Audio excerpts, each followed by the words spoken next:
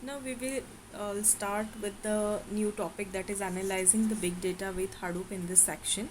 So to understand what is our target, let's take a step back and try to understand the mechanics of Twitter so that it will be a better understanding. A user is following some set of people. We are taking example of what? Twitter, because that is very widely used. So suppose someone is a user and we can call him, suppose, Amit. So he is following set of people and he has a set of followers as well. Now when Amit is sending any update out, the update is seen by whom? By all the followers. Now Amit can also retweet other users' updates. Now this retweet is a repost of an update. Much like we might forward an email. The same thing, the same funda is applicable. Now, if Amit sees a tweet from Smita and retweets it, so all of the Amit followers see Smita's tweet, even if they don't follow Smita, because it is a retweeting. So, through the retweets, messages can get passed much further than just the followers of the person who sent the original tweet.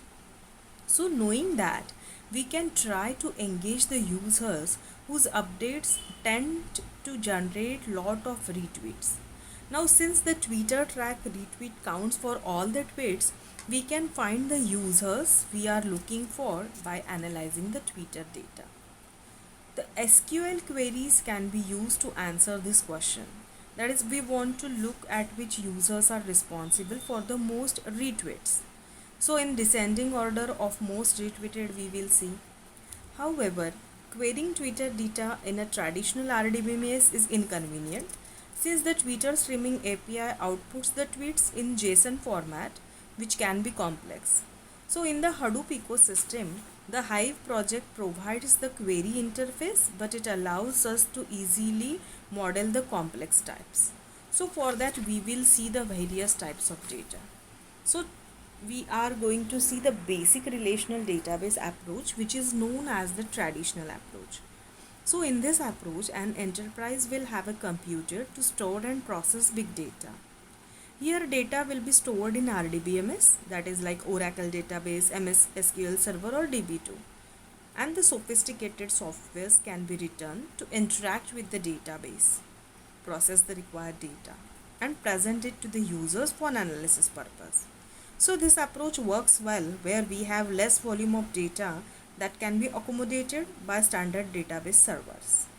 So it is really a tedious task to process such data through the traditional data server. So the relational data model is a primary data model which is widely used around the world, which contains the tables and tuples. So table is it is nothing but containing relation among entities, and the tuple is nothing but single row of table. So this is how the basic relational database approach works. Then the next come is the Google's solution. So Google solved this problem using an algorithm called MapReduce. So this algorithm divides the task into smaller parts and assigns this part to many computers that are connected over the network and collects the results to form the final result dataset.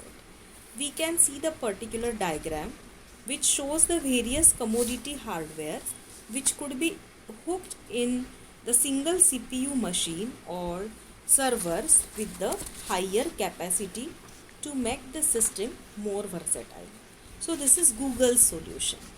Now the third one is the Hadoop MapReduce style.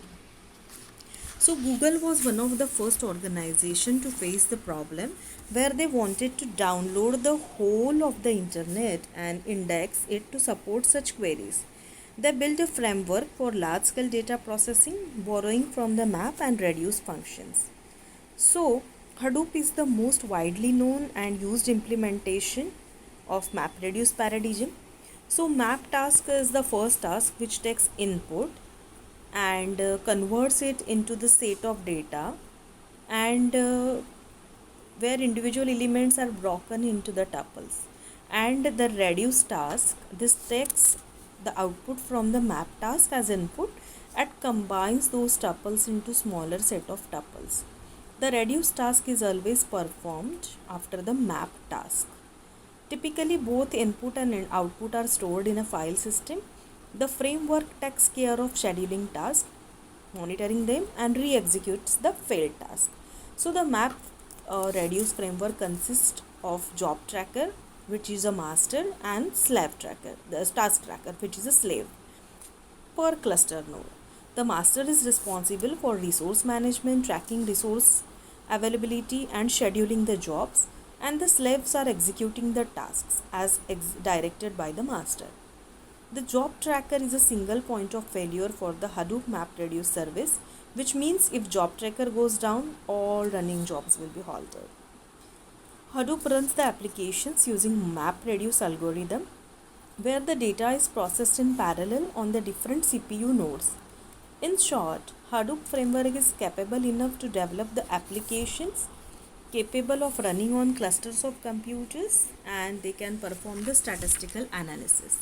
So MapReduce is the parallel processing engine which allows the Hadoop to go through large scale data sets in relatively short order. And HDFS is the distributed file system which lets Hadoop scale across the commodity servers.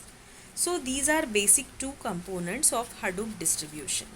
So in this section we have seen how we can do the analysis by using Hadoop. Now in the next session we will see the MapReduce in detail, in that the introduction and how the working of MapReduce is there.